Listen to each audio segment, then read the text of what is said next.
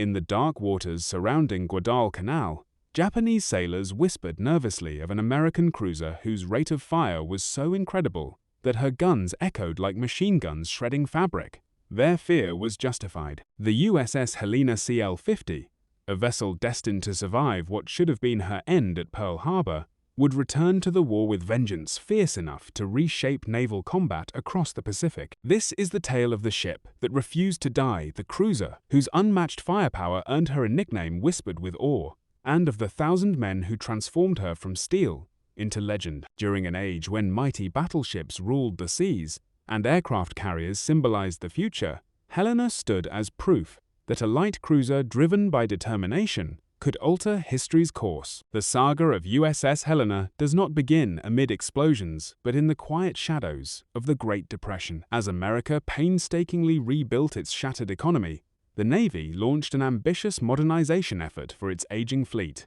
Out of this era emerged the Louis-class cruisers, ships conceived under a new naval philosophy: to deliver overwhelming firepower without sacrificing speed, to fight like dancers with death itself. When Helena's keel first met the cold slipway at the Brooklyn Navy Yard on that December morning in 1936, few could imagine the destiny awaiting hull number 50. Those who hammered her rivets and forged her armor weren't merely building a warship, they were crafting an instrument of survival, a vessel of vengeance. Helena stretched 608 feet from bow to stern, her sleek hull slicing the sea with a 61-foot beam. Yet her real glory rested in her weaponry. 15 6-inch guns housed within 5 triple turrets capable of unleashing fury beyond comprehension. These were no ordinary naval rifles. The Mark 16 guns could reload and fire at astonishing speed. In perfect conditions, each barrel could send 8 to 10 shells skyward per minute. Multiply that, and you have 150 shells from her main battery alone every 60 seconds. It was no wonder the Japanese dubbed her the machine gun cruiser. Her secondary armament was formidable too. 8 5-inch dual-purpose guns equally adept at cutting down aircraft or tearing through destroyers. Propelled by 4 Parson turbines, Helena could sprint across the ocean at 32.5 knots, driven by 8 Babcock and Wilcox boilers, producing a staggering 100,000 horsepower that spun her 4 bronze screws. With a cruising range of 10,000 nautical miles, she could stalk prey anywhere across the Pacific. But technical figures tell only part of the story. Helena's true power lay in her people, 868 officers and sailors, who breathed life into cold steel and turned gunpowder and sweat into immortality. On the 27th of August 1938, she slid gracefully into the East River, christened by the wife of a Montana senator. A bottle of champagne shattered on her bow for luck, though whether that luck was good or bad would depend on one's definition. Her early career read like a peaceful travelogue.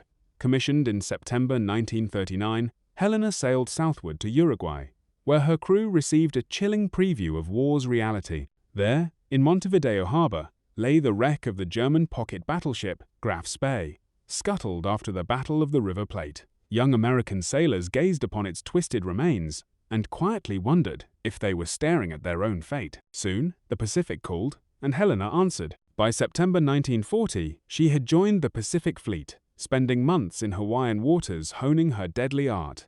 Relentless gunnery drills, navigation training, damage control exercises, the monotonous grind that turned civilians into warriors. As 1941 waned, Helena entered the Mare Island Navy Yard for modernization. Perhaps sensing the coming storm, the Navy equipped her with new 1.1-inch anti-aircraft guns like giving a seasoned boxer brass knuckles before a street fight. Then came the morning of the 7th of December, 1941. Helena lay moored at berth 1,010 inches, Pearl Harbor's Navy Yard. Across the waters, battleships rested neatly along Ford Island. The battleship Pennsylvania, the fleet's mighty queen, was supposed to occupy Helena's berth, but fate had different plans. The dry dock required Pennsylvania more than the pier needed Helena. At 7:57 a.m., Lieutenant Commander Shigeharu Murata led 9 Kate torpedo bombers toward what he believed was Pennsylvania. Through the morning haze, Helena's profile resembled that of a battleship, and that resemblance sealed her fate. Only the lead plane released its weapon, a Type 91 torpedo cutting across the calm harbor waters at 40 knots. It passed beneath the mine layer, Oglala, moored beside Helena, and slammed into frame 75, just below her armor belt. The blast tore through her engineering compartments like a giant's fist. Engine room No. 1 and boiler room No. 2 instantly became twisted tombs of shattered steel. Seawater rushed through a hole large enough to drive a truck through, yet even then, Helena fought back. Within 2 minutes, just 120 seconds, her forward diesel generator roared to life, restoring power to the gun mounts. As Japanese bombers circled for another strike, Helena's anti-aircraft guns opened fire, spitting defiance into the sky.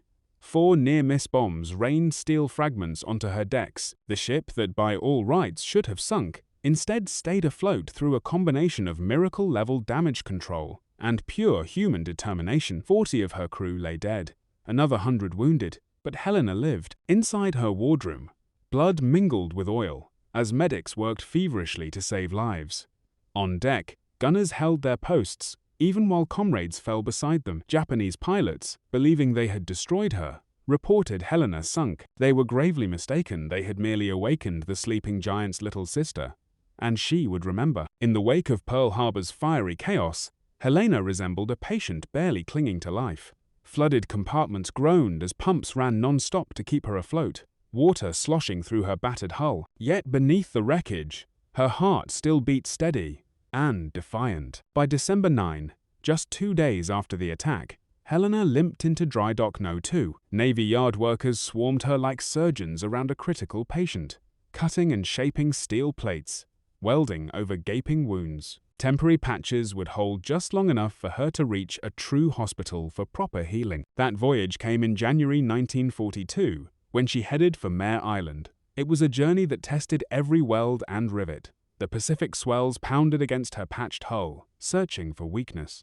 Inside, her crew stood ready at damage control stations, bracing to seal any breach. But the ship held firm. Helena was tougher than she looked. At Mare Island, her transformation went far beyond repair. The US Navy had learned cruel lessons from Pearl Harbor, and Helena would become a product of that painful education. Her old conning tower, restrictive in night engagements, was replaced by an open bridge, where outdated 1.1-inch Chicago piano guns once stood. New quadruple 40mm Bofors mounts gleamed Swedish ingenuity, reborn in American steel. Yet the real revolution came not from her guns, but from her electronics. Helena received the brand new SG Surface Search Radar, a technological marvel capable of slicing through fog and night to detect enemies at astonishing distances. Alongside it came the new FC and FD fire control radars tools that allowed Helena to fight blind and still strike with precision. In the dark knife fights to come, that would mean everything. Under Captain Robert H. English, and later Captain Charles P. Phillips, Helena's crew trained with fanatical intensity. Every man aboard knew they were preparing not as victims, but as avengers. Gunnery crews drilled until they could load and fire in their sleep. Damage control teams rehearsed sealing ruptures and extinguishing fires until instinct took over. In the mess halls, sailors whispered about revenge. In the engine rooms, mechanics coaxed every last revolution out of the turbines. Helena wasn't just repaired, she was reborn. By July 1942, the machine gun cruiser was ready for battle once again. As she glided under the Golden Gate Bridge toward the South Pacific, her crew lined the rails. Some waved at sweethearts on shore, others simply gazed westward toward the enemy who had drawn first blood. The Solomon Islands awaited a lush, brutal battleground where Japan and America would bleed for every mile of jungle. Guadalcanal, with its crucial airfield, had become the grinding wheel of the Pacific War. Every night, Japanese destroyers raced down the slot, that narrow stretch between the Solomons, to resupply and bombard U.S. positions. In the Creef, by early October 1942, Helena was assigned to Task Force 64 under Rear Admiral Norman Scott. Unlike most admirals of his time, Scott understood that radar and rapid fire, not armor or size, would dominate these waters. He drilled his ships relentlessly in night combat tactics. Curiously, though, he chose USS San Francisco as his flagship, instead of the radar-equipped Helena. The 11th of October, 1942, the moment of reckoning. American reconnaissance planes spotted Admiral Aritomo Goto's Japanese force steaming toward Guadalcanal. 3 heavy cruisers and 2 destroyers, loaded with reinforcements and bombardment shells. Scott maneuvered his task force off Cape Esperance, ready to spring his trap. As night cloaked the sea, Helena's SG radar came alive. Radioman 3rd Class Robert S. Brown hunched over the glowing screen. At 23:25, a faint phosphorescent blip appeared enemy ships 27,700 yards away. Helena had found them before they even knew Americans were near. Chaos followed. Admiral Scott, operating blind aboard San Francisco, ordered a column turn that inadvertently placed his fleet across the Japanese T, the perfect position for an ambush. On Helena's bridge, Captain Gilbert C. Hoover, who had recently taken command, grew increasingly frustrated. His radar showed enemy ships less than 5,000 yards away, almost point-blank range, yet no order to fire had come. Finally, at 23:46, Scott's vague "Roger" in reply to another signal was interpreted as permission to engage. Hoover wasted no time. Helena's turrets, already locked on target, thundered in unison. Her opening salvo slammed into the heavy cruiser Aoba, catching the Japanese flagship completely unprepared. 6-inch shells ripped through her bridge, killing Admiral Goto instantly and wounding her captain. The Japanese commander, in his final moments, believed his own ships were firing on him, never dreaming that Americans had struck from the darkness with such precision. Helena's guns unleashed at an almost supernatural pace. Spent brass casings clattered and rolled across her decks like golden rain. As loaders worked in perfect rhythm, the fiery muzzle flashes lit up the night, earning Helena the nickname that would follow her forever, the machine gun cruiser. The heavy cruiser Furitaka tried to shield Aoba, only to sail into a storm of steel. Helena's shells found Furitaka's torpedo tubes, detonating the deadly long-lance torpedoes on her deck.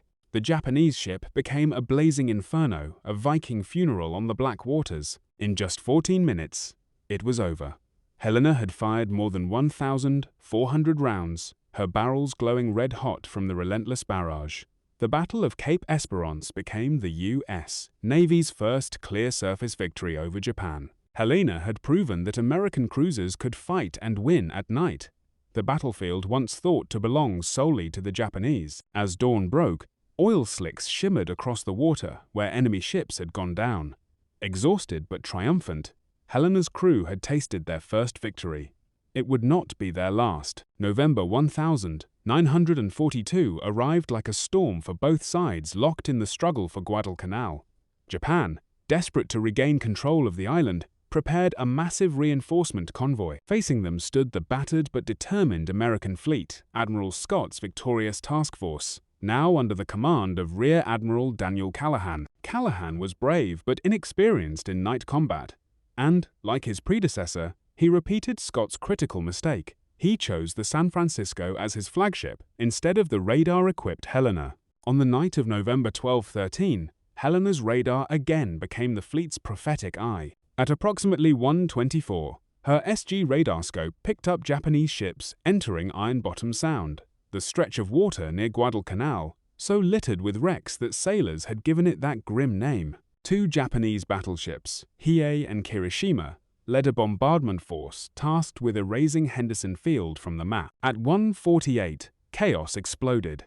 The American column, moving through the darkness, almost collided with the Japanese formation. What followed was not an organized naval battle, but a brawl, a bar fight fought with 14-inch guns. Ships opened fire at ranges so close they could see each other's gun flashes. Searchlights pierced the night while star shells illuminated the sky, turning the Black Sea into a hellish theater of fire. Here, Helena's radar made all the difference. While many ships struggled to distinguish friend from foe, Helena's fire control systems tracked targets electronically with eerie precision. She opened fire on what her gunners believed to be a battleship, likely Hiei, at just 4,200 yards. Her rapid salvos walked neatly along the target's hull, each hit igniting new bursts of flame. Suddenly, the Japanese destroyer Akatsuki made the fatal mistake of switching on her searchlight, illuminating Helena's silhouette. That was all the invitation the Americans needed. Every ship that could aim a gun opened fire. 6-inch, 5-inch, and 8-inch shells converged into one apocalyptic storm. Akatsuki disintegrated in a blinding explosion, vanishing almost instantly beneath the sea, taking nearly her entire crew with her. Helena's guns then swung toward 3 more destroyers, their rhythm of fire so fast that Japanese survivors later swore the Americans had invented a new type of automatic cannon. One enemy destroyer limped away aflame, another fell dead in the water, and the third retreated into the blackness trailing smoke. Amid the bedlam, Helena danced through the crossfire, her engineers forcing the turbines to their limits. At one point, San Francisco crossed directly between Helena and her target, forcing her to check fire, a moment that likely saved American lives. But the confusion came at a cost. Friendly fire tore through the night, claiming Admiral Callahan himself and Captain Cassin Young of San Francisco. Brave men, cut down by their own side in the chaos of close-quarters combat. After 40 minutes of savage fighting, the Japanese withdrew. Hiei, ravaged by dozens of hits, many from Helena, remained behind, her steering jammed and fires raging. The next morning, American aircraft would finish her off, marking the first Japanese battleship sunk during the war. Helena emerged from the inferno with only 1 man dead and minor damage, yet her gunners had fired over 1,500 rounds, so many that the gun barrels were worn out from the ceaseless fury. But their effort had paid off. The Tokyo Express was halted cold, and Henderson Field survived to launch aircraft that would decimate Japanese reinforcements in the days to come. When dawn rose over Iron Bottom Sound on the 13th of November 1942, the name had never felt more fitting. The seafloor was littered with new wrecks, American and Japanese alike, but Helena had once again proven her worth: fast, fierce, and unbreakable. Between these legendary battles, Helena's existence settled into a punishing rhythm that tested every man aboard. The Solomon Islands were a green hell, a place where if Japanese shells didn't kill you, tropical disease might. Her sailors developed the 1,000-yard stare of Guadalcanal veterans, men aged far beyond their years by endless tension and sleepless nights. Life aboard Helena followed the cruel tempo of war. General quarters sounded at dawn and dusk, the hours submarines liked to strike. Days were spent bombarding enemy positions on Guadalcanal, transforming dense jungle into smoldering wasteland. Nights meant prowling the slot, radar operators scanning the void for the first glimmer of enemy presence. Amid the hardship, the crew built a strange, proud culture of their own. Helena's laundry became the stuff of legend, somehow producing pressed uniforms even after battle. Her onboard band, the Helena's Hottentots, played swing tunes between actions, their lively version of Blues in the Night, echoing across the water to nearby ships. Meals were whatever supply ships could spare: spam, powdered eggs, and coffee strong enough to float a wrench. Fresh vegetables were a fading memory, and when the ice cream machine worked, it created the most precious treat in the South Pacific. Men would trade nearly anything for a small Dixie cup of vanilla. Captain Hoover, during his tenure, proved steady and wise. Unlike glory-seeking officers, he knew that in these waters, survival itself was victory. He drilled his men hard, but understood the value of morale, hosting movie nights on the fantail, boxing matches on deck, and rare moments of laughter that reminded his sailors what they were fighting for. Yet bureaucracy can strike even heroes.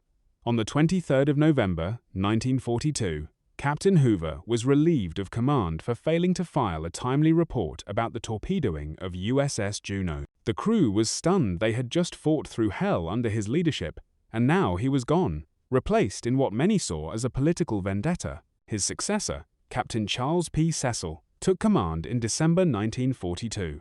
Winning over the crew's trust would not be easy, but he would lead them through their final, fateful campaigns. As 1,942 faded into 1,943, the days blurred together, endless routines, exhaustion, and war. Helena shelled Vila and Munda, escorted troop convoys, and chased radar phantoms across the night seas. Her crew became experts at reading every sign: the shimmer of moonlight, the faint wake of a torpedo, anything that might mean life or death. By February 1943, Helena was worn out. Her engines wheezed, her guns showed signs of wear, and her hull bore scars of near misses and shrapnel. So when orders came for yard time in Sydney, Australia, the crew felt as if they were sailing into paradise.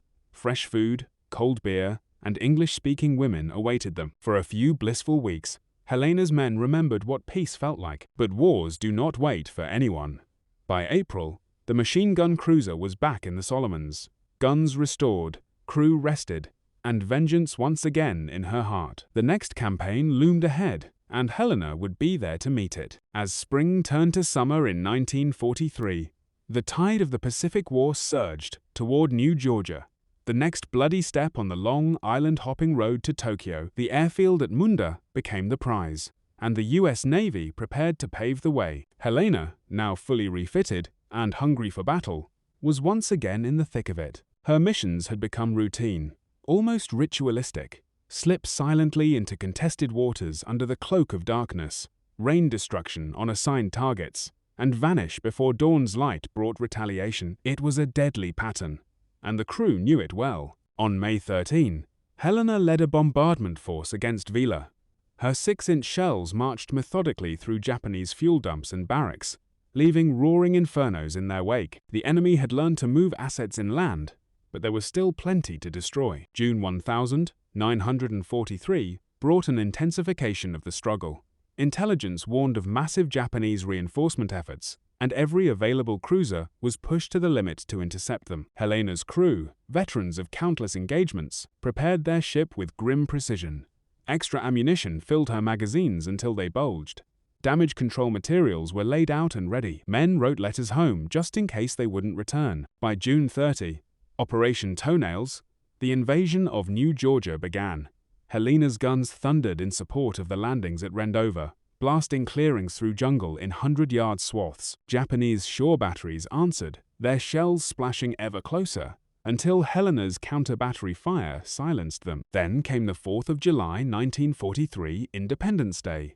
While America celebrated freedom, Helena was once again at war. She bombarded Munda Airfield with punishing accuracy, her salvos tearing apart anti-aircraft positions even as black puffs of flak bloomed across the sky. Her own 40mm Bofors replied in kind, creating what one sailor described as a fireworks show between democracy and fascism. That night, she refueled at Tulagi, taking on oil and ammunition for another mission.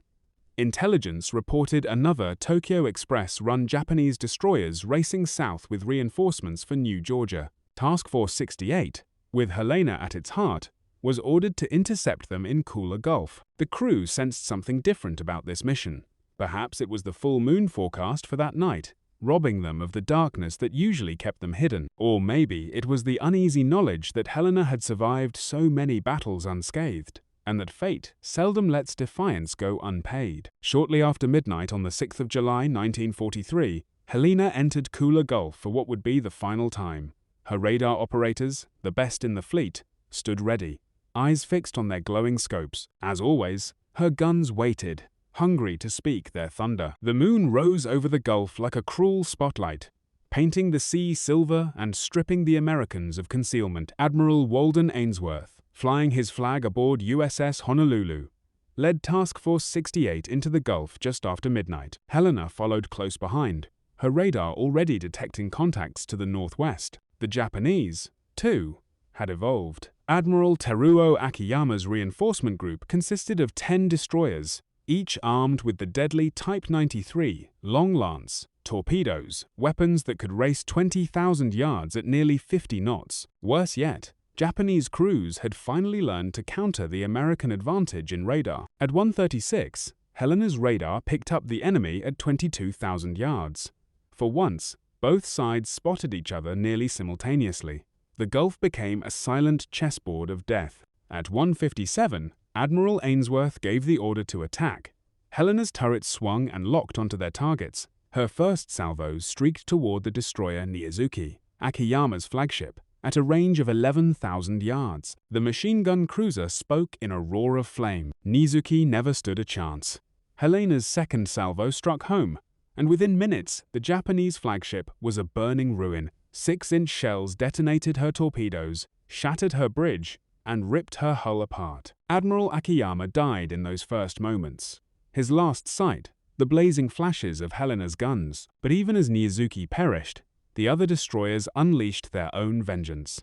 10 of them fired spreads of Long Lance torpedoes, before turning away at full speed. Nearly 50 torpedoes now raced unseen through the moonlit water, a swarm of steel serpents seeking the American line. Helena continued firing, her radar-guided guns shifting to a new target, the destroyer Suzukaze. Her salvos struck true, but in that moment, Helena made a fatal mistake. Her supply of precious flashless powder ran out, forcing her gunners to use standard propellant. Each salvo now lit the night sky like lightning, marking her position as clearly as a beacon for the Japanese torpedo crews. At 2-3, Helena's luck finally failed.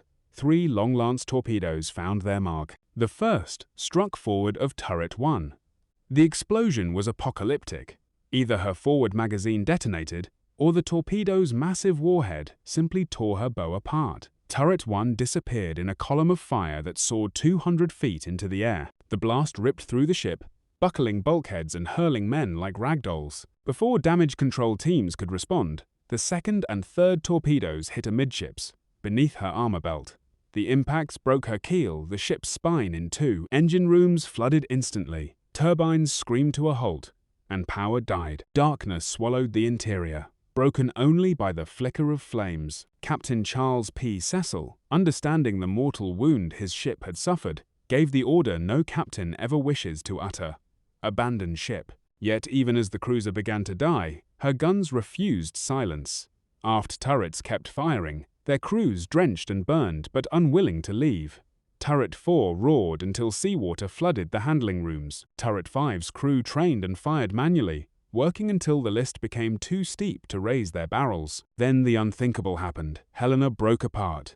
Her bow, everything forward of Turret 2, had already vanished. The midsection, where the bridge and engine spaces lay, rolled over and sank within minutes. The stern, containing nearly 400 men, remained afloat, drifting apart as an independent island of twisted steel. In the oil-slicked water, survivors clung to wreckage, stunned by the sudden shift from battle to survival. The destroyer Nicholas, risking enemy torpedo attack, dashed into the inferno to rescue them. Her crew pulled men aboard even as Japanese destroyers tried to finish the job with gunfire. Dawn revealed a sea of debris and nearly 500 Helena sailors still struggling in the water. The stern and bow sections, remarkably, still floated, serving as temporary rafts for hundreds. But daylight meant danger. Japanese aircraft would soon arrive, and Admiral Ainsworth faced an impossible decision. During the night, Nicholas and Radford had rescued 739 men, forming human chains to haul oil-soaked survivors aboard. Yet radar showed Japanese ships still prowling nearby, and sunrise would bring certain air attacks. Reluctantly, Ainsworth ordered his ships to withdraw, leaving hundreds of Helena's crew adrift. For those still in the water, July 6 became a test of will. The tropical sun scorched their exposed skin, salt water inflamed wounds, and sharks circled beneath the waves. Men clustered in groups, supporting the injured, sharing the few life rafts they had. On the floating stern section, Lieutenant Commander John L. Chu organized what order he could. The wreck still contained a few supplies, food, water, medical kits, and Chu rationed them carefully. Watches were set, discipline maintained. When Japanese float planes strafed the survivors, men hid beneath the twisted steel, emerging only when the attackers passed. That night, American destroyers attempted a rescue, but were driven away by Japanese warships. Another night of horror followed, men drifting, some slipping away from exhaustion or wounds, others taken by the sea's predators. Yet fate had not abandoned them. On the island of Vella La Vella, Coastwatcher Reverend A.W.E. Sylvester spotted the survivors and coordinated with local villagers to organize help. On the night of July 7–8, destroyers Nicholas and Jenkins, joined by fast transports Dent and Waters, returned to Kula Gulf. Using whaleboats and rubber rafts, they pulled 165 men from the sea and the floating stern. As the last man was hauled aboard, the stern section slipped beneath the waves, as if Helena had waited to ensure her crew's safety before finally surrendering to the deep. But not all were saved. 88 men had drifted to Japanese-held Vella La Vella for an entire week. They evaded enemy patrols with the help of native scouts and coastwatchers, living on coconuts and rainwater, moving only under the cover of night. Finally, on July 16, destroyers Taylor, Maury, Gridley, and Ralph Talbot executed a daring daylight rescue, snatching the last of Helena's survivors from under the noses of Japanese forces. Of the 868 souls aboard Helena, 168 perished in Kula Gulf, or during the desperate rescue attempts. Yet 700 lived, saved by courage, determination, and the destroyer crews who risked everything to bring them home. Helena's war was over, but her legend was just beginning. The Navy itself recognized what Helena had done.